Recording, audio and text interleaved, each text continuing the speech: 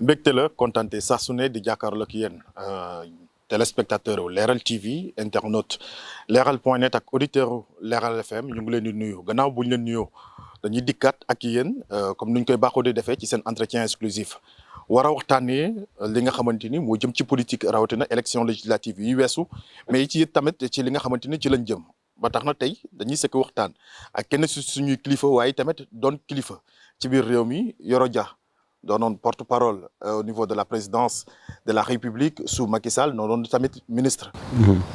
Monsieur le ministre maa ngi lay nuyu. maa ngi lay nuyu di la fay Marena et puis di nuyu sa équipe di leen gërëm li ngeen déplacé ñëw ba fii pour ñu waxtaan.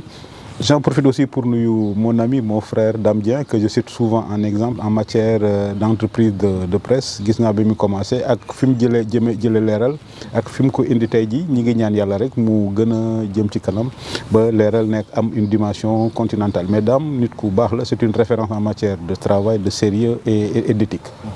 Ça c'est notre patron. Dame Dieng de passage ñu ngi koy nuyu.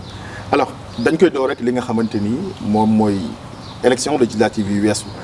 gis nañu résultats yi nga xamante ni moom moo duppee ci élection yooyu la pour le moment des résultats yi nga xamante ni ñoom ñooy résultats provisoires yi.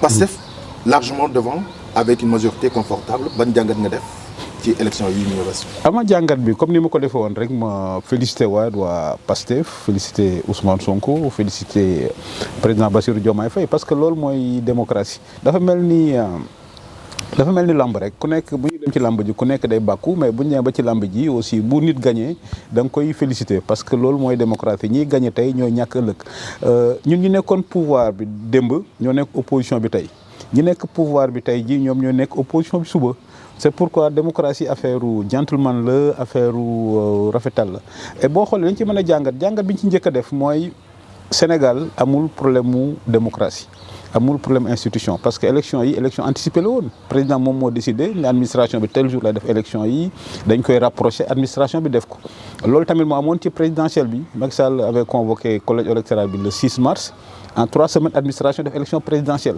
am na dëkk yoo xam ne pour ñu organiser élection sax il faut les Nations Unies dañuy ñëw jàppale leen transition 2 ans 3 ans ñun léegi notre administration a prouvé que organiser élection du daara ci ñun tamit ñooy dëkk boo xam ni ci Afrique bu ñu voté dimanche nit ñi dem liggéey lundi dara du xew donc démocratie nag boo yeggee foofu dama yaakaar ni li may wax la courbe du débat dafa war a changer mu am de nouvelles formes de responsabilité mu am aussi une nouvelle forme d'opposition et cette nouvelle forme d'opposition boobu yaakaar naa ni war nañ ci mën a ñëw parce que dëkk bu eggee foofu donc il faut ñu changer la courbe du débat ñu génn ci ñaari mbir la question électorale que ñu bàyyi bu élection amee que les hommes politiques là bu ñu leen juger sur les capacités à parler des questions électorales loolu ñu bàyyi ko administration bi et qu'on juge hommes politiques yi ci yeneen domaine par exemple l'économie la politique extérieure et puis la sécurité nationale donc njàngat bi beneen jàngat bi mën a jàngat tamit il faut que suñu démocratie ñu xoolaat suñu bopp parce que quand même sur une population électorale de 7 millions de personnes que presque moitié bi voté wuñ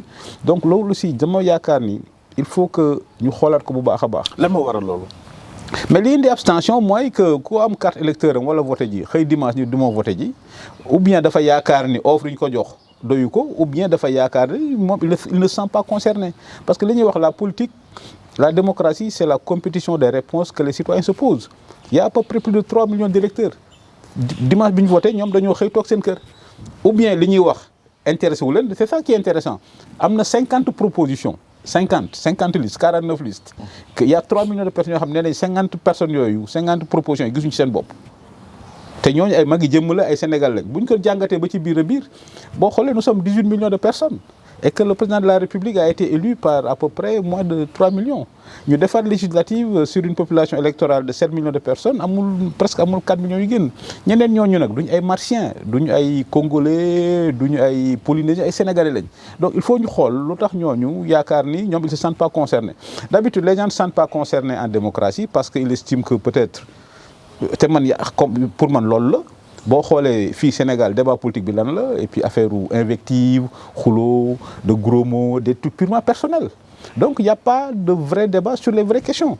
Donc l'électeur, quand il n'y a pas de vrai débat sur les vraies questions, la meilleure façon pour lui se manifester mooy toog jàpp njàmburam comme ñooñu nag mënuñ leen jël génne leen Sénégal ñu toog ay Sénégal lañ il faut ñu xool nu ñu leen di connecté waat dans la vie politique et dans la vie électorale comment on appelle ça, ce décrochage, comme pour employer un langage de journaliste, ce décrochage-là, c'est un danger pour notre démocratie.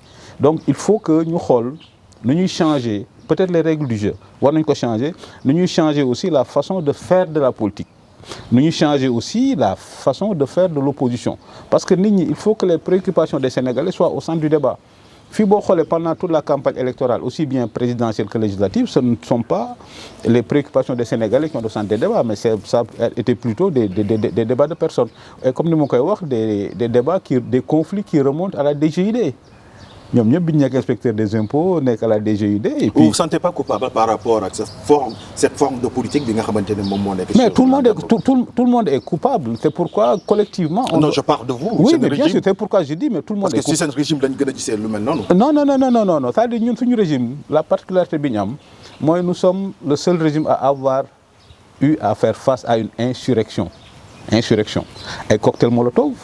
ci ñu lañ ko déggee ñu sànni ay cocktail Molotov ci bus taal université ci suñu régime lañ ko déggee taal BRT taal TER ci suñu régime lañ ko déggee et c'est pourquoi ñun dañoo yaakaar ni intérêt Sénégal la ñu dépasser loolu ñu changer loolu li may njëkk a wax mooy la nouvelle opposition bi ñu incarné loolu du fa am parce que ñun duñ taal BRT duñ taal TER duñ taal université parce que fii luñ fi taal ñoo ko defar ñii defaruñ dara te li ma yaakaar ñoom duñ fi yàgg duñ fi yàq.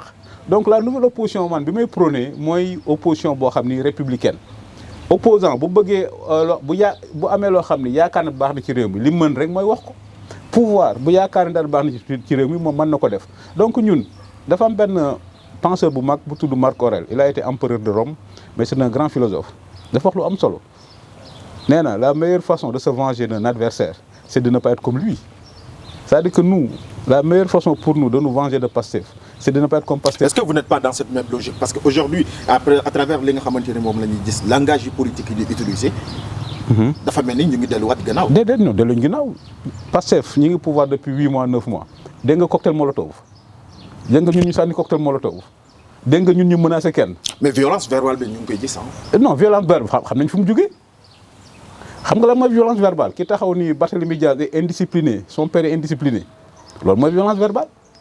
ki wax way loolu tontu la. ki wax nous allons nous venger. lan moo waral kaddu googu la. non c'est-à-dire ak lu manti mel c'est-à-dire que moom dafa am càqu premier ministre moom ki ko wax dafa am càqu premier ministre. D'accord. xam nga responsabilité ñun ñëpp am nañ responsabilité mais responsabilité bi gën a mag mooy responsabilité ñi nga xam ne ñoom ñoo nekk au pouvoir. donc li may wax nous la nouvelle forme d'opposition là que nous avons Ablaye Wade Sénégal mënu ko fay parce que Ablaye Wade fii ci Afrique moo fi indi opposition légale. ay temps ñoom Jonas Savimbi ñoom Jonas Savimbi le Front de Libération Nationale ñoom ñëpp Guinée-Bissau ñoom ñëpp nit ñi li ñu yaakaaroon mooy lutte armée ak guérilla mu ni man defuma lutte armée defuma guérilla damay def opposition légale dem parlement 26 ans mu jël pouvoir donc ñun déjà am nañu opposition légale maintenant li ñu bëgg a changer ñun mooy la forme ñun bëgguñu violence verbale bëgguñu invective parce que ñun li ñu yaakaar mooy suñ niveau de démocratie il faut que homme politique yi aussi yëkkati niveau bi li indi abstention bi mooy Sénégal yi dañoo nekk nit ñu yiw nit ñu civilisé boo tegee débat politique ñu réduire ko way wax ju ñaaw xasante menace comme Sénégal dañoo yiw il faut dire que donc nous ne sommes pas concernés nañ toog suñu kër bu ñu bëggee nit ñi ñëwaat ci jeu politique bi nag il faut ñu changer loolu donc ñun la nouvelle opposition bi ñu nar incarné pendant 5 ans ñun duñ toj parce que c'est du bon sens duñ toj ngeen pour 2 raisons buñ tojee li fi nekk ñoo ko defar Macky Sall pendant 12 ans moo fi def BRT moo fi def TER moo fi def les autoponts donc ñun buñ tojee ça veut dire que ñun suñu bopp ñooy toj liñ fi defar. Deuxièmement c'est une question de principe démocratie c'est une aristocratie d'orateurs pas une aristocratie de gladiateurs donc on rassure les gens de Pastef ñoom ni ñu doon defee ñun duñ ko defee dinañ def ndànk ba jëlaat pouvoir bi ci ñoom te duñ toj. duñ saaga da ngeen fas yéene jëlaat pouvoir mais dañ koy jëlaat kay mais loolu mooy démocratie mais gis nga ñii Marina ñii duñ fi yàgg duñ fi yàq et c'est pourquoi il faut que nit ñi yeewu ñun dañu yaakaar que Pastef seen intérêt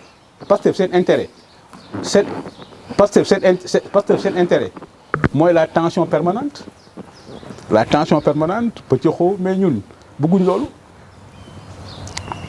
benn président États-Unis bu am xam-xam Barack Obama bi muy gérer affaire Iran dafa wax ce qui arrange Mollah mooy pouvoir nekk Iran mooy la tension permanente le fait que ñoom ñu yaakaar ni way régime bi leen wax way États-Unis da leen di menacer États-Unis da leen di agresser day tax nit ñi fàtte les problèmes internes donc bi Obama ñëwee dafa développer ce qu'il appelle la patience stratégique ni Iran nañ def la patience stratégique nañ normaliser ak ñoom parce que buñ normaliser ak ñoom rek les contradictions internes du régime là vont apparaître effectivement bi Obama réussir bañ signer les accords de Paris sur le nucléaire mais Iran ci la premier commencé woon les problèmes économiques commencé ñëw iranien naan way suñu armée bi ñi ngi Liban ñi ngi Bahreïn fu nekk ñoo ngi koy finance alors que nous on a des problèmes ñu nag Pastef on va avoir la même démarche. D'accord. Ça veut dire que ñun on va laisser Pastef à ces contradictions internes ñoom li ñu bëgg l'art de la stratégie c'est de ne jamais être là où l'adversaire vous attend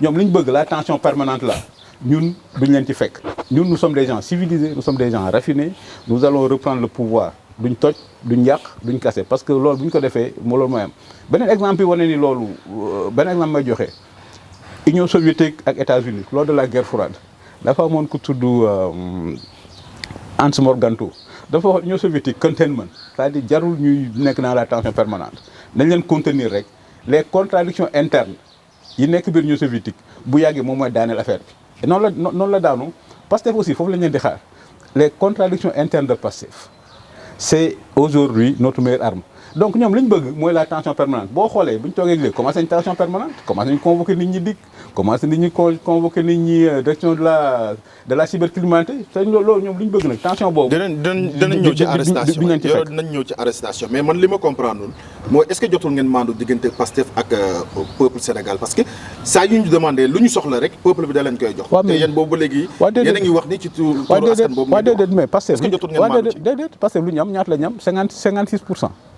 54% la ñu am non. 54%. waaw léegi les 46% ñoom du ñu ay sénégalais. dañuy passé 54 loolu mooy démocratie. mais la majorité. waaw mais démocratie majorité am ñoom la àndal démocratie moi j'enseigne damay jàngal science politique xam nga la mooy démocratie la loi de la majorité. Absolument. mais aussi les droits de la minorité.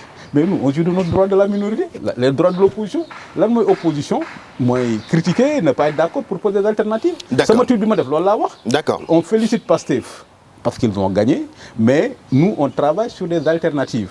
Les alternatives, là, il y a l'économie, il y a l'éducation. J'ai l'exemple économique, depuis 9 mois, l'économie est à l'arrêt. Donc, nous, nous avons des alternatives. La tension permanente, c'est le moteur de Pastef. On va arrêter le moteur parce que nous, nous dans la tension permanente. Nous sommes des gens civilisés, nous sommes des gens raffinés, on va proposer des alternatives. Donc, démocratie, ça m'a grand Madiambal n'a pendant 6 mois. Donc, le débat contradictoire et consubstantiel à la démocratie. Est-ce que jotul nga def la même chose parce que gis naa la tamit nga d'accord ci point boobu est-ce que jotul yooyu tamit nga. déedéet du tax ma ci noonu déedéet du ñu seetaan baaxul xam nga loolu mooy démocratie ñun ñoo bokk dëkk bi am na benn penseur français boo ko wax Saint-Exupéry quand on a le même objectif on regarde ensemble dans la même direction. ñu comme 8 mois derrière ñu ne yéen a nekkoon ci pouvoir bi. waaw luñ Sénégalais yi xëy. de Pastef lañu soxla pour ñu diriger. waaw mais yéen li ngeen def xëy na am na li ci baax. waaw mais tey soxla nañu Pastef ñëw. waaw moo tax ma ne est-ce que jotul ngeen opter par rapport ak position de silence boo xamante ni. moom la ma jàppal opté 130 députés la Pastef am ci assemblée nationale ñu war a dem ci 15e législature. loolu du fi bees lan mooy sa attente ci 15e. xanaa loolu du fi bees Ablaye Wade moom la amoon en 2001 Macky Sall moom la amoon en 2012 loolu mooy démocratie c'est-à-dire que. La présidence, les législatives, quand dans tous les pays, quand les élections législatives sont organisées dans la foulée de la présidentielle, les gens ne peuvent pas se dédire, les gens ne veulent pas être contradictoires. Donc, le passé en 130 députés, c'est tout à fait normal. D'accord. Mais maintenant, le silence là, parce que démocratie, le silence, comme je dis dans mon tweet, le silence n'est vertu que dans une dictature. Je suis sûr que je vais traverser Gambie pour dem Ziguinchor. Absolument. Tu vois la différence? Sénégalais, si nous sommes dem Casamance. Mais dañuy wax rek transport en commun yi wala voiture individuelle dañuy wax rek wax mais buñ demee ba Farafenni buñ gisee The Gambia lu gars yi doon def ñëpp noppi kenn dootul wax parce qu'ils sont dans une dictature Yaya Jammeh kenn du wax ay Sénégal lañ ay auto Sénégal mais kenn du wax. mais loolu mais amatul buñ léegi. traversé ba pare buñ demee ba seen Sénoba day mel ni ku nekkoon ci benn désert seen benn oasis et puis le bavardage reprend donc démocratie a besoin de deux choses comme nit yow ñaari poumon nga am pour respirer. Elle doit La respirer. démocratie a besoin de deux poumons la majorité et l'opposition donc Pastef gouverne nous on s'oppose et c'est quoi l'opposition mooy un dialogue critique bu dee gis nañ lu baax loo xam ne Pastef def na ko ñu wax ko bu dee gis nañ loo xam ne def nañ ko loo xam ne ñu d'accord uñ ci ñu dénoncé ko loolu rek la loolu mooy démocratie mais silence baaxu ci démocratie. Comme Quinzième on dit, législature. lu tax silence baaxu ma jox la benn exemple. Allez-y. Quand on viole les lois ne peuvent pas crier. Si l'opposition n'est pas là pour dénoncer le fait qu'on viole les lois kan moo koy wax xam nga les lois moom c'est abstrait. Quand on D'accord. les viole elles ne peuvent pas crier. D'accord. Donc nous notre devoir c'est quand il y a ça ñu dénoncer ko. d'accord 15e législature lan mooy sa attente par rapport ak li nga xamante ni moom la ñu war a taxawal tey. Non 15e législature suñu attente mooy mu dépasser 14e législature parce que pour man 14e législature enfin. catastrophe la. gis na on peut utiliser ce mot. catastrophe la mais parce que Oui. opposition d'alors ñoo fi indi parce catastrophe. que yéen a amoon majorité. waaw ñoo amoon catastrophe la. majorité mais ñi fi indi catastrophe mooy opposition bi. D'accord. moo tax mu bëgg indi une nouvelle forme d'opposition qui va se fonder sur des civilités et des urbanités mais 14e législature bi gis nañ Guy Marius Sagna mu taxaw ci affaire ci kaw table assemblée nationale gis nañ fi Guy Marius Sagna mu këf urne gis nañ fi la plupart du temps l'opposition a fait obstruction ba finalement la gendarmerie a été obligée d'intervenir donc il faut aussi qu'on apprenne à situer les responsabilités mais ñun opposition bi ñu nekk assemblée nationale du nekk opposition Guy Marius Sagna day nekk benn genre opposition britannique xam nga mooy opposition britannique boo demee Angleterre table bi séparé premier ministre ak chef de l'opposition nii la toll te pourtant kenn mosu fa dóorante donc ñun opposition boobu lañ bëgg parce que stratégie Pastef mooy la tension permanente ba ni wéy gars yi dañuy saboter gars yi lii dinaa la wax loo xam ne boo nga jàpp ko léegi dans quelques mois ils vont dire que oui on n'a pas pu faire des choses sur le plan économique parce qu'il y a un complot international contre le Sénégal alors que ñoom ñoo mënul ay cuune lañ pour moi le débat essentiel ci 5 ans yi di ñëw mooy le débat économique Sénégal foofu rek la am problème amuñ problème mu constitution amuñ problème mu institution amuñ problème politique amuñ problème électoral problème bi ñu am mooy problème mu économie et sur ce plan là ñun foofu la ñu yóbbu débat bi parce que woy jàpp nañ Moustapha Diakhaté woy jàpp nañ Adama Gaye brouhaha boobu la Sénégal war a dépasser parce que loolu ça les arrange parce que ñoom xamuñu mënuñu ils n'ont pas de proposition concrète. et que haute cour de la justice arrangé wu leen yéen. non mais moom laay wax le bluff moom lay wax le bluff. comment ça le bluff c'est une demande sociale haute cour de la justice. mais la pour demande ñu traduire ñi nga xamante ne tey rapport yi da leen épinglé ministre yi ak DG yi. mais loolu comment rawatina président de la République parce que dégg naa kenn ku ko wax ci ñoom. waaw déedéet mais xam nga loolu lay wax mooy la tension permanente c'est Pastef est spécialiste de distraction massive Pastef n'a que des armes de distraction massive ñoom xool situation dëkk bi ni mu toll xool l'économie à l'arrêt dem nañ FMI leen du ñu leen jox xaalis c'est une première depuis très longtemps parce que votre premier ministre nga xam ne amateur la cuune la il a dit vos chiffres sont faux donc ñoom fu ñu jëlee 183 milliards yooyu donc loolu mooy problème mu Sénégal c'est-à-dire problème mu Sénégal damay wax problème mu Sénégal ñun dañoo war a mel ni Suisse bu ñu amoon ñu xarañ ba léegi Sénégal mel ni Suisse lan mooy Suisse xam nga Suisse dafa nekk benn dëkk bu ndaw et entouré par des pays tout le temps en conflit fàttewul Sénégal Mali Burkina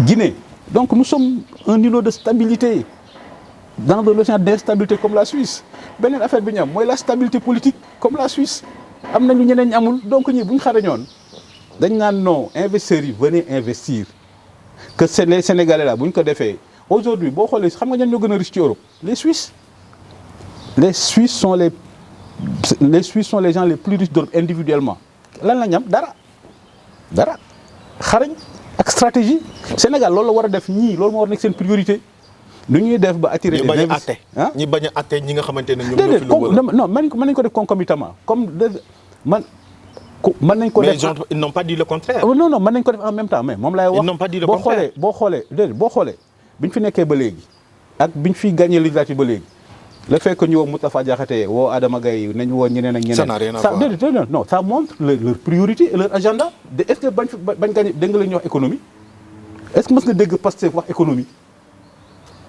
loolu mooy la priorité nous sommes pour la reddition des comptes. Nous sommes d'accord pour la reddition des comptes. Parce que personne ne peut être contre la reddition des comptes.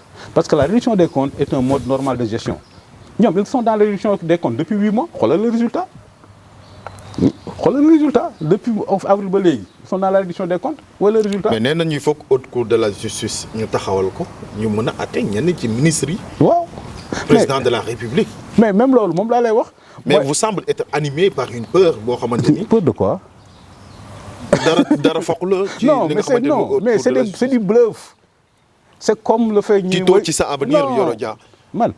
étant proche du président de la République. non au contraire vous incriminer votre régime. non lu tax may tiit mais man Thiaroye laa dëkk xam nga lu ñuy wax Thiaroye mais ragal du jéggi raay mais c'est du bluff xam nga la c'est-à-dire que li ñu bëgg a def nii way dañuy woo Moustapha Diakhaté dañuy woo Adama Gaye dañuy def haute cour de justice mais ça montre clairement leur agenda et leur priorité l'économie n'est pas leur priorité parce que économie xamuñ ci dara te seen problème ak sénégalais foofu lay commencer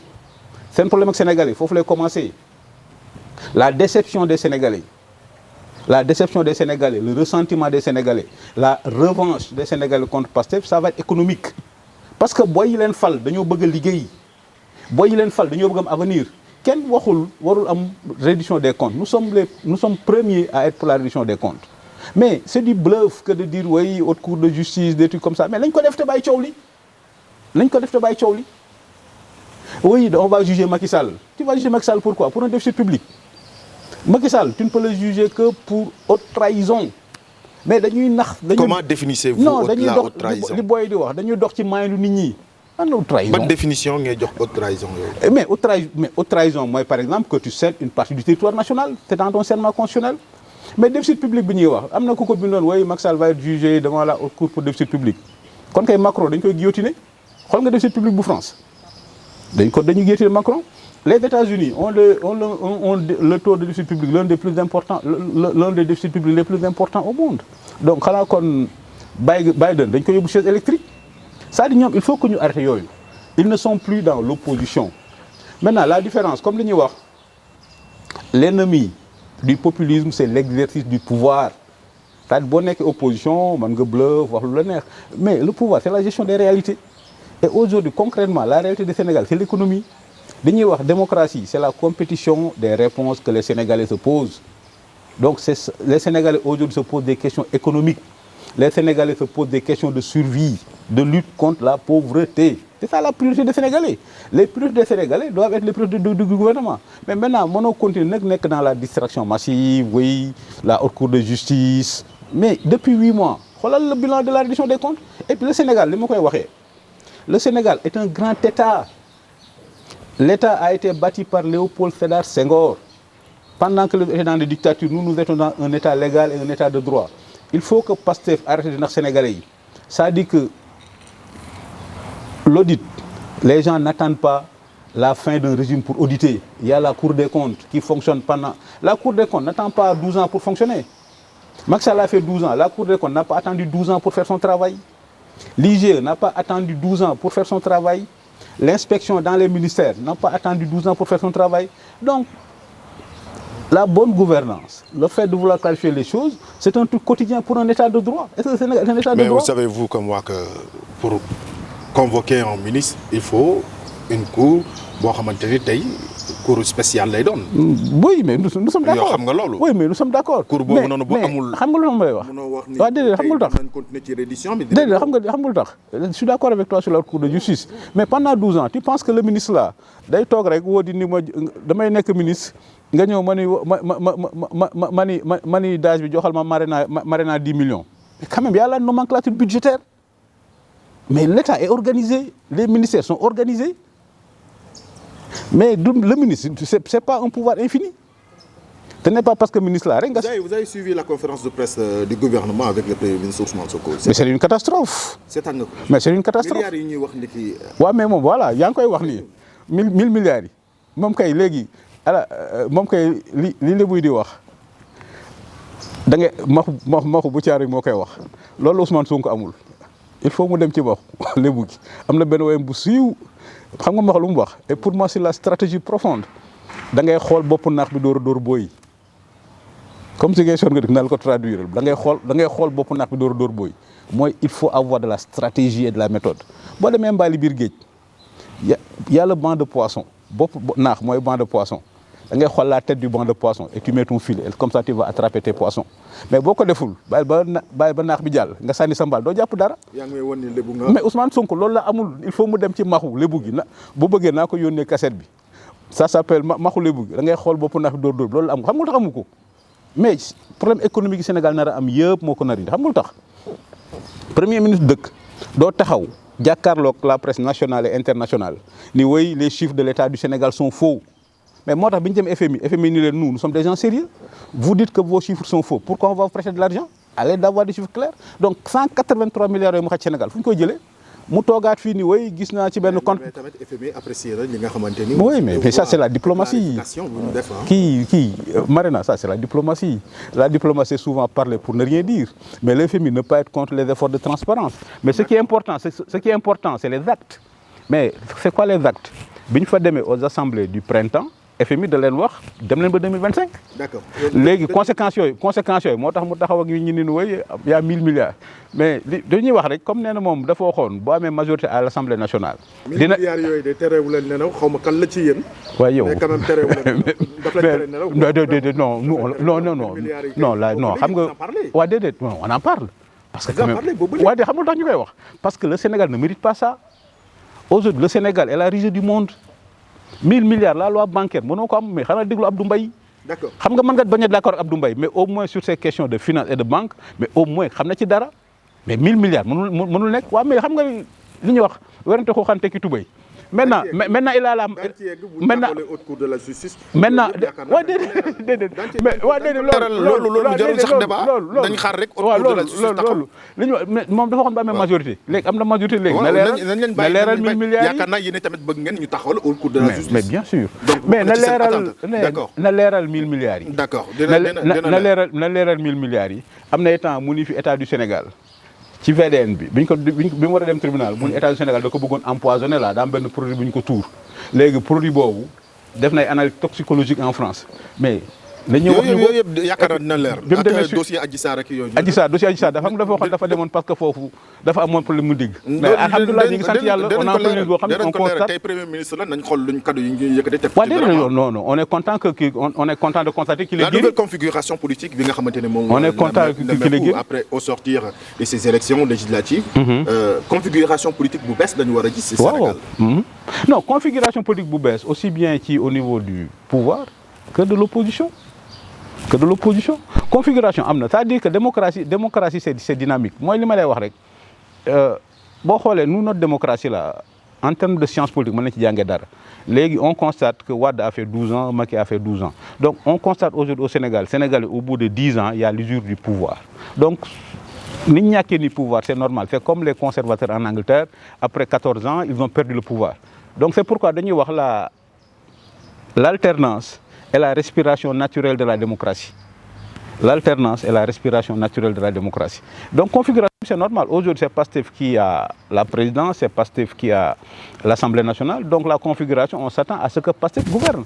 On s'attend, nous dérouler. Ils n'ont plus d'alibi. Mais, l'économie n'est pas leur priorité. L'opposition, nous avons la priorité du gouvernement doit être l'économie. Comment donner de l'emploi à ces millions de jeunes Sénégalais? C'est-à-dire aujourd'hui, comment nous, depuis 1960, il y a une sorte là où vous n'avez pas pu réussir. Hein? Ah si, mais nous, voilà les 12 ans de Macky, avant que le Premier ministre aille dire que les chiffres sont faux, mais pendant les 12 ans, on a eu une croissance continue. Mais yo, Dakar ngay dëkk, moto dugg ci terre bi. moto dugg ci BRT. waaw ci suñu alal la. gisu Ablaye mais bien sûr. Les politiques classiques dafa mel ni instant yii nii Ousmane Sonko daf leen yóbbu retraite. waaw mais c'est normal ça veut dire que c'est ça la démocratie ça veut dire que la démocratie aussi est générale. Il demeure l'homme intouchable et incontestable. non il n'est pas intouchable enfin j'espère qu'il ne se croit pas. ñu ko song yëpp daan nañu ah. waaw mais Macky Sall ñaata victoire la fi am xam nga ça veut dire le problème du Sénégal aujourd'hui nit ñi dañoo yaakaar ni la vie politique commence en 2012 mais Ablaye Wade a eu la même chose. Pendant 12 ans. Macky Sall a eu la même chose pendant 12 ans. Et c'est ça la démocratie. Le fait que nga am présidence, am assemblée nationale, c'est d'une banalité extraordinaire. Maintenant, ce qu'on leur demande là, moi, dérouler. Ils ont la présidence. Nous, Macky Sall, même à ma présidence, am assemblée nationale, en 12 ans, gis nañ li mu def.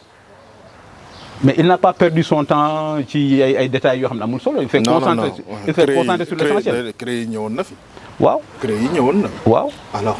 waaw CREI c'est une demande sociale après quand on a vu. c'est pareil c'est pareil dama lay expliquer. li ñu nangul Macky Sall mu ñu ko bañal ñoom Ousmane Sonko déedéet xam nga dem. mais su fekkente ne bu. c'était un peu sélectif. déedéet dëkk day évoluer et quand on a vu que la CREI il y avait beaucoup de failles on l'a supprimé maintenant dëkk. ah bon vous parlez de failles. oui mais bien sûr mais xam nga aussi politique du diine. ak li ngeen def Karim Wade yëpp. failles politique du diine xam nga lan mooy la différence entre les deux. La religion apporte des réponses simples et définitives à des questions complexes. C'est dogmatique. waaw bu dee tu es musulman tu vas aller au paradis ce sont les 5 piliers de l'islam ça se discute pas. Maintenant la politique tout est relatif mais un pays ça évolue da ngay gis le Sénégal de Senghor avait pris par décret ni 4 partis moo fi am mais après on a évolué on a eu le multipartisme intégral en 1983 on a voté sans isoloir mais aujourd'hui on vote avec isoloir dëkk day jëm ci kanam. li ñu yaakaar nag ñii ils ont eu le soutien des jeunes ils ont été plébiscités par les jeunes ces énergies individuelles là ils doivent l'utiliser pour un projet collectif donc c'est ça la priorité c'est l'économie mais quand on voit leur agenda leur but c'est pas l'économie donc nous en tant qu'opposants on pense qu'ils doivent se concentrer sur l'économie donner de l'emploi aux jeunes arrêter de vouloir instaurer un état totalitaire donc ñun loolu lañ xalaat mais maintenant c'est eux qui sont aux affaires ils n'ont qu'à faire. Maintenant bu ñu eggatee prochaine élection les Sénégalais vont arbitrer loolu mooy démocratie. On a assisté ces derniers temps à des arrestations notamment celle de Moustapha Diakhaté. seen compagnon. que suma xarit suma xarit. waaw personnel gis naa la tweet bi nga def ci moom. alors Adama Gueye aussi. tey lan mooy sa gis-gis ci arrestation yooyu de parce que gis nañu tamit nga tweeté Yoro. waaw mais lu ma wax. J'apporte mon soutien parce que le totalitarisme comme je dis dans mon tweet commence par la police de l'opinion et la police de la pensée dans un état de droit warul am délit d'opinion.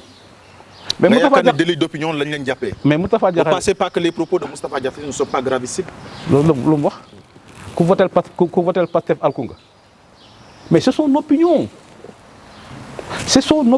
Dans un état sérieux. Oui, Yoro. Mais bien sûr. Mais vous avez été aux affaires à la présidence de la République. Mais voilà. Ministre aussi. Oui, mais est-ce que dégguñ fi nit ni président de la République lañ ko génne ci mbedd daggat ko comme Samuel Doe lan moo gën a garaaw est-ce que dégguñ fi nit mu traiter les magistrats de clochards. Donc vous allez rendre la monnaie. On ne rend pas la monnaie. Moustapha Diakhaté c'est un républicain comme je l'appelle le républicain intégral mais loolu laay wax problème agenda ak un problème de priorité mais ñun amul lañu fi déggul quand même entre 21 ak 24 quand même li booy wax mais fàtte xaju fi mais lu nekk dégg nañ ko. Que reproche-t-on de Ousmane Sonko dans cette affaire?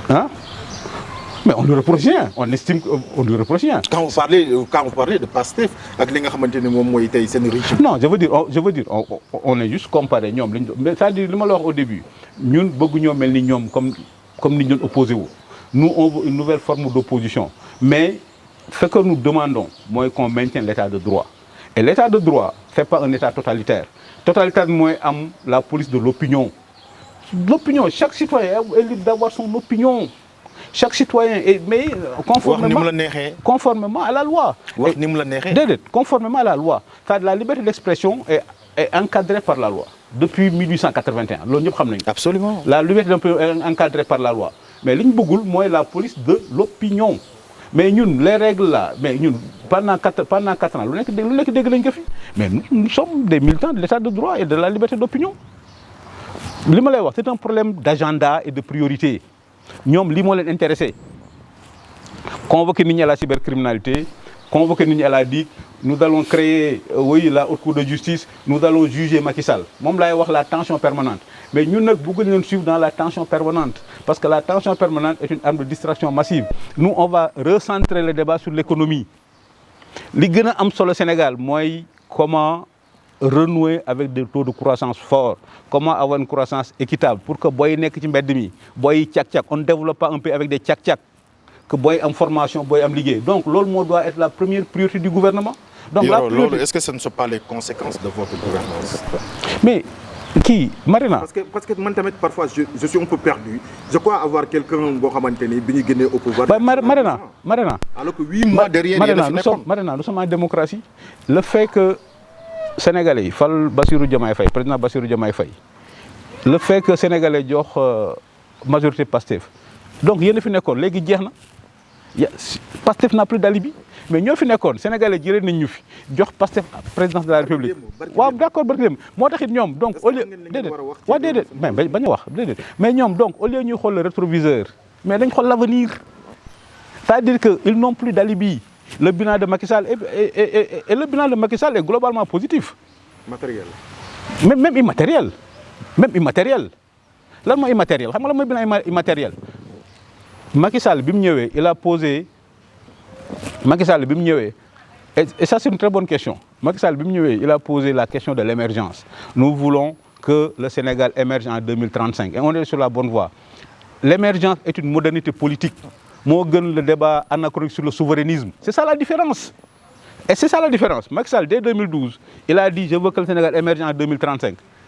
Chaque génération a ses débats.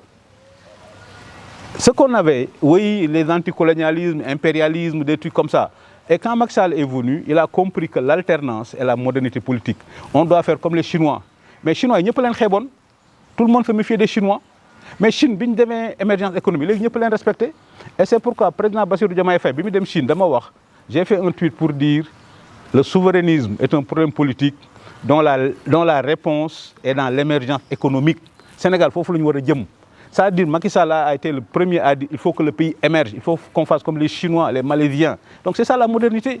Mais le souverainisme est anachronique. Mas nga dem Dubaï da ngaa dégg Dubaï kenn wax problème souverainisme.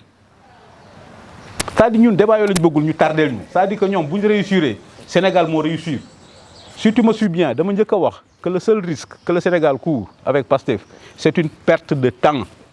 Le pays est stable, le pays est solide, l'administration fonctionne.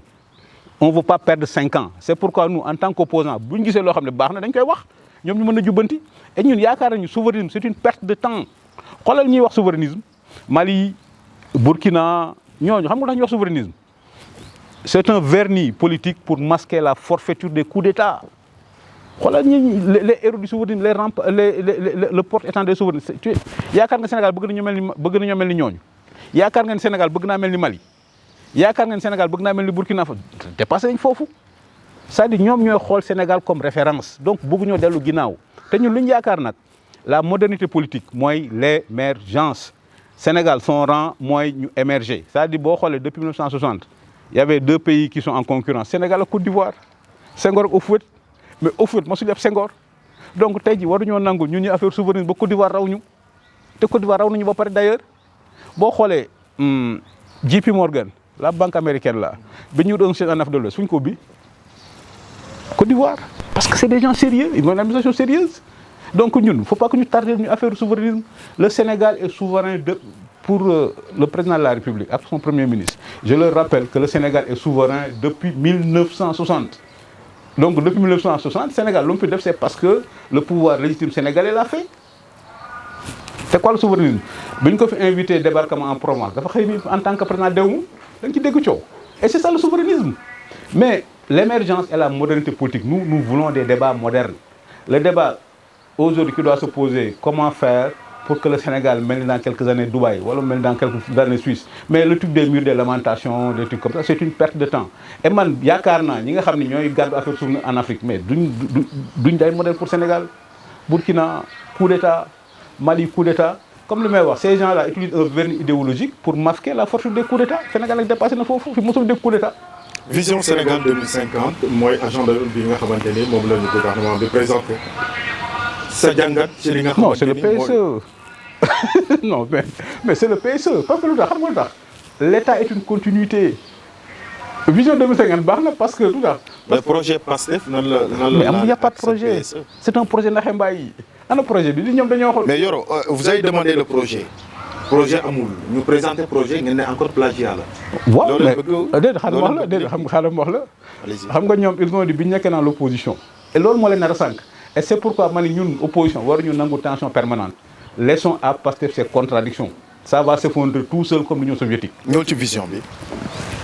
mais vision doo ko jënd ci cabinet xam nga ñoom dañoo waxoon bi ñu nekk dans l'opposition ils ont un projet boo xam ne 4000 intellectuels sénégalais ñoo ko bind les derniers de la diaspora xam nga loolu lañ gëmloo nit ñi le projet défendre le projet défendre le projet mais biñ ñëwee liiral communiqué du conseil des ministres de 24 avril ñu ni non le projet sera présenté en octobre loolu mooy naxe mbay boo déggee woon loolu mooy naxe mbay am nañ benn projet bu ñu ñëwee rek dañuy dérouler mais bu ñu amoon projet duñ ñëw di convoquer les assises de la justice parce que dans le projet ils auraient dû réfléchir sur les assises de la justice bu ñu amoon projet duñ tey jii duñu am des problèmes économiques dañuy ñëw rek commencer dérouler donc le communiqué du conseil des ministres du 24 avril qui est un communiqué très important ñu ni ils vont présenter le projet en octobre te ñun projet bi ce sont les mêmes fonctionnaires les mêmes hauts fonctionnaires qui ont rédigé le PSE qui ont rédigé le projet 2050 c'est ça le charme du Sénégal c'est-à-dire loolu lañ am te Guinée-Bissau amu ko Gambie amu ko Mali amu ko la continuité de l'État ce sont les mêmes fonctionnaires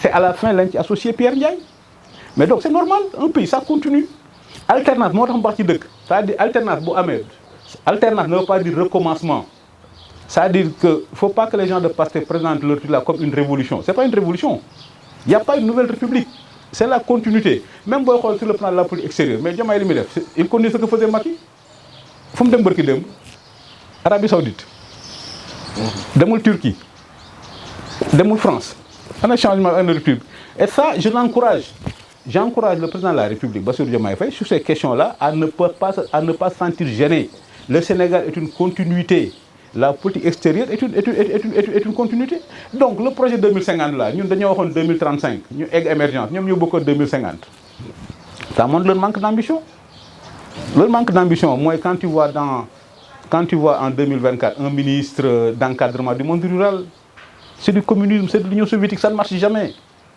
encadrement du monde rural les sols ñi jàng yëpp quatrième troisième dégg nañ ko les solxos et les xolkos donc c'est ça la différence nous pensons que ils doivent se concentrer sur l'économie pour que dans 10-15 ans que le Sénégal en Afrique de l'Ouest devienne comme la Suisse ça veut dire le pays le plus riche toutes les conditions sont réunies boo xoolee Dubaï c'est un désert nous on a un climat agréable la presqu'île du Cap-Vert là elle est agréable donc pourquoi nit di jël avion de traverser tout le port dem jusqu'à Dubaï donc ce que les gens de Dubaï ont fait ça s'appelle la vision stratégique mais ñii moom lañ amul donc la may wax. te yéen amoon ngeen ko amoon nañ ko kay. te yéen amoon ngeen ko mais réussir woon. déedéet xam nga. amoon ngeen vision déedéet amoon nañ vision xam nga. on n'avait pas pu faire. déedéet on a pu faire beaucoup de choses. Macky Sall bi muy ñëw malgré les surfacturations Macky Sall bi muy ñëw autoroute fii la yemoon sortie neuf bi Zac Mbao fa la yemoon. léegi autoroute dem na ba Touba. il n'a pas nié le travail de Wade il a continué l'œuvre de Wade et c'est ça une république. boo ñëwee da ngay xool fi waaj tegoon baaraamam baax na bon na nga continuer mais moom laa wax donc il faut pas qu'il nous fasse perdre du temps et malheureusement on va perdre du temps mais alhamdoulilah le Sénégal a un état solide une stabilité politique le seul risque comme je dis toujours c'est que nous allons perdre du temps ces gens-là nous allons perdre 5 ans mais dara du xew et le fait que nous allons perdre 5 ans mais wane nañ ko yow am majorité rek commencer convoquer nit ñi dig gendarmerie way nous allons créer la haute cour de justice. ils vont faire tiital na leen ah. ban tiit. tiital na leen déedéet xam nga li ñuy wax. mooy leen ngeen nelaw de convocation yi. déedéet dama lay wax. moo waral sax léeg-léeg parfois ñu leen di diggee ñu kenn xamul. déedéet xam nga lu tax lu leen dal tooñu kenn tooñu leen ñu xëy rek di wax moi xam nga les Allemands. xoteeku balaa lakkale. déedéet les Allemands ils développent ce qu'on appelle le patriotisme constitutionnel.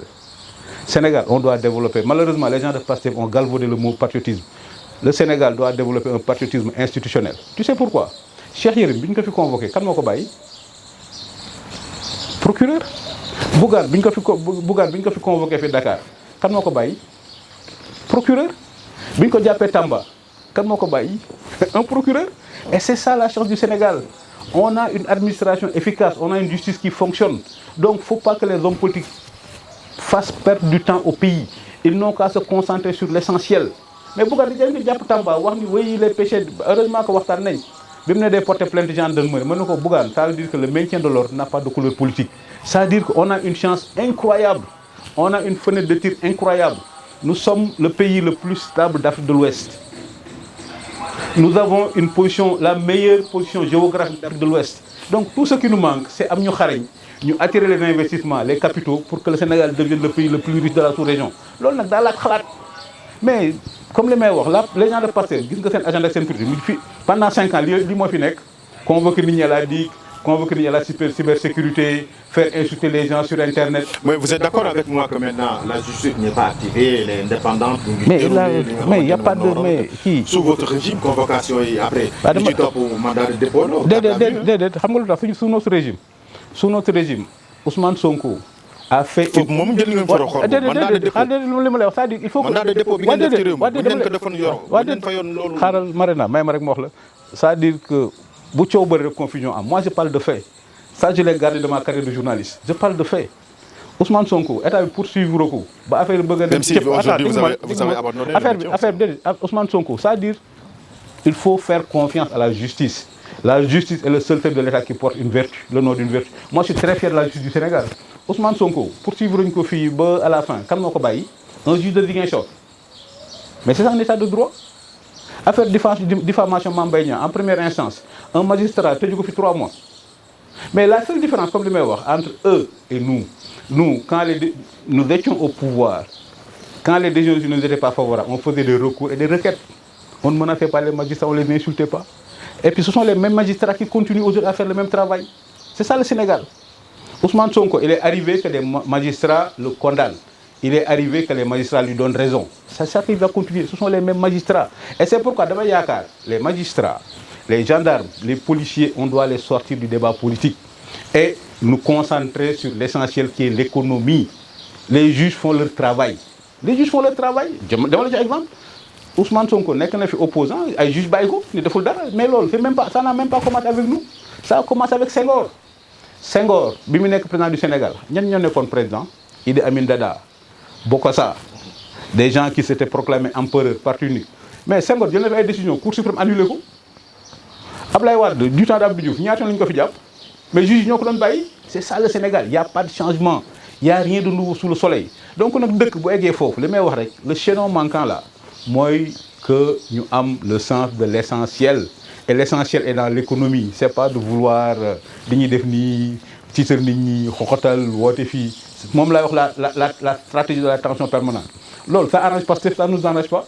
Mais nous, moi, une nouvelle opposition. La nouvelle opposition, là, nous pouvons définir le dialogue critique. Quand on voit que le pouvoir est dans le bas, quand on voit que le pouvoir, il y a une affaire, donc nous c'est ça, patience stratégique et dialogue critique. Patience stratégique, moi, on va laisser à Pastef tomber avec ses contradictions internes. Ces contradictions internes, nous commençons à nous devons appeler. Dialogue critique, moi, nous sommes en opposition. Nous sommes pour le Sénégal, nous sommes appliquer. Nous sommes appliquer. Nous sommes appliquer. Moi, pour l'extérieur, nous sommes définir. Mais d'abord, je suis parce que c'est les trucs tracés par Senghor, appliqués par Diouf, que Wade a développé et que Macky Sall a continué. C'est ça. Les chemins traditionnels du Sénégal.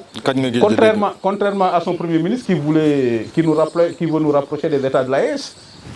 Alliance des États du Sahel. Pourquoi vouloir créer, chercher une dualité entre ces mais elle existe de fait. Mais elle existe de fait. Quand on dit que le président a fait l'affaire Samba Ndiaye, il n'y a pas meilleur avoir que celui qui ne veut pas avoir. Vous pensez qu'il y a dualité déjà? Mais de fait. Mais man, je l'ai depuis avril. Parce qu'il y a 3 schémas possibles. Moi, le président de la République se comporte comme un roi d'Angleterre. Le sous-préfet de Mbaola, il a plus de pouvoir que le roi d'Angleterre. J'avais un schéma avec moi. Le président de la République se comporte comme le roi d'Angleterre, il laisse le Premier ministre dérouler. Ça va durer aussi longtemps que le président l'acceptera. Le schéma, le schéma iranien. En Iran, le guide suprême est au-dessus du président de la République. Ousmane Sonko, mais nos institutions ne le permettent pas. Dès que tu campagne, tu as le président de la République. Parce que dès que tu as même président de la République. Président parti Moron. Président parti Moron. Mais mon président de la République. Mais mon président parti.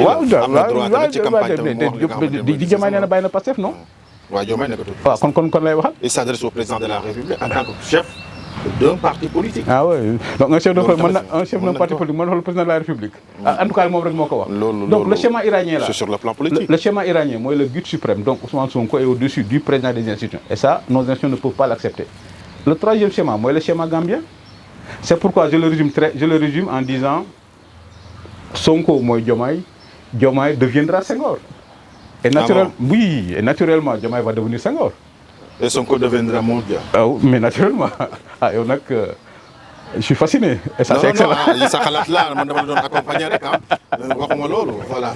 Non, c'est pourquoi, comme je dis, le troisième schéma, moi, le schéma gambien. Baro, bi muy ñëw pouvoir gambien nga fàttali ko. Absolument. Comme yow waa Casamance, kan moo nekkoon son parrain? Dabo. Dabo, oui. Parce que Dabo avait été empêché de se présenter. Après Dabo, après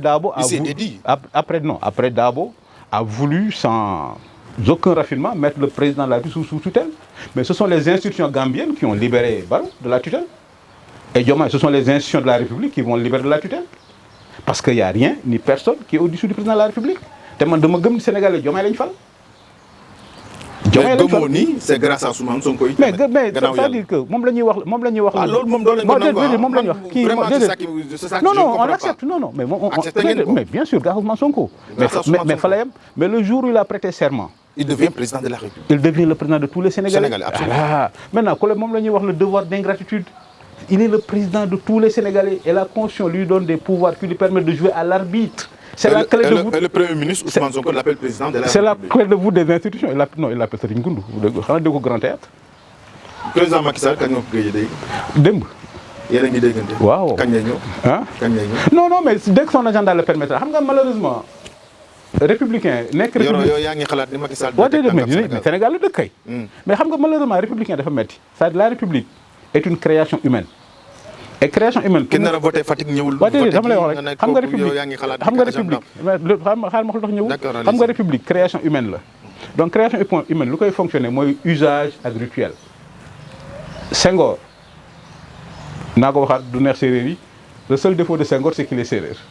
Le Sénégal doit à 90% de ce que nous sommes devenus aujourd'hui à Léopold Sédar Senghor. C'est de loin notre meilleur président. Senghor avait estimé en 80 que boo nekk du président de la République, vu la fragilité de nos pays, il faut nga dem pour ne pas gêner ton remplaçant. Senghor l'a fait. Mais Macky Sall ne l'a pas fait. Attends. Il s'intéresse à la politique Abdou Diouf intérieure. l'a fait. Mais non, je dis pas ne pas s'intéresser à la politique. Il se prononce non, là-dessus. Senghor s'intéresse à la politique. C'est-à-dire que s'intéresser à la politique à sa manière. Tu ne peux pas être Sénégal et ne pas s'intéresser au Sénégal. Donc Senghor, après, il me paraît modem. Abdou Diouf a fait la même chose. Abdoulaye Wade a fait la même chose. Donc Macky Sall, c'est le respect des usages et des traditions. Même si on me dira en sciences politiques que les traditions n'ont aucun fondement naturel. Les grandes démocraties se fondent sur des traditions. Angleterre, qu'on présente comme la plus grande démocratie du monde. L'Angleterre n'a pas de constitution. Rien que des usages et des rituels. Le Japon a des nations millénaires. Usages et rituels. Donc Sénégal, le président de la République, il a suivi ce que ses prédécesseurs ont fait. Yoro Dia, politologue, ancien ministre porte-parole de la présidence de la République sous Macky Sall, on honneur et un plaisir de partager ce plateau avec vous. Le plaisir est pour moi. Le plaisir est pertinent qu'on l'attendait. Non, le plaisir est pour moi et puis merci encore une fois vous et votre équipe de l'honneur que vous m'avez fait en quittant Dakar pour venir jusqu'ici pour qu'on puisse débattre des questions du pays. Mais comme je l'ai dit à l'entame de mon propos, et puis on félicite encore Pastef pour leur brillante victoire et puis on prie pour eux que ça se passe très bien pour eux. Parce que si Pastef réussit, c'est le Sénégal qui réussit. Maintenant, pour que Pastef réussisse, il faut que chacun fasse son devoir et que eux, ils gouvernent et que nous nous opposions. Et que je dis que les Sénégalais ont été arbitres, ils ont arbitré, ils ont mis certains au pouvoir et d'autres dans l'opposition. J'en profite pour lancer un appel à tous nos camarades qui étaient au gouvernement d'éviter les sirènes de la transhumance. Parce que comme je dis souvent, la transhumance c'est deux choses, c'est un déshonneur. Et au-delà du déshonneur, je suis de ceux qui pensent que dans quelques jours qui viennent, Sonko va leur faire la guerre. Donc ils auront une double peine qu'ils méritent. Parce que c'est ça la démocratie. La transhumance est un cancer pour la démocratie. La transhumance est un détournement de suffrage. Mais vous l'avez accepté, Yoro. Non, la transhumance est un... Non, mais je donne mon opinion personnelle. Ouais, mais non, mais... Non.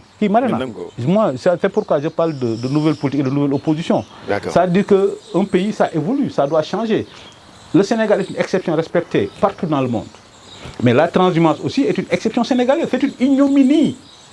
Ça n'existe pas au Burkina. Ça n'existe pas au Mali. Pourquoi cette ignominie n'existerait que chez nous?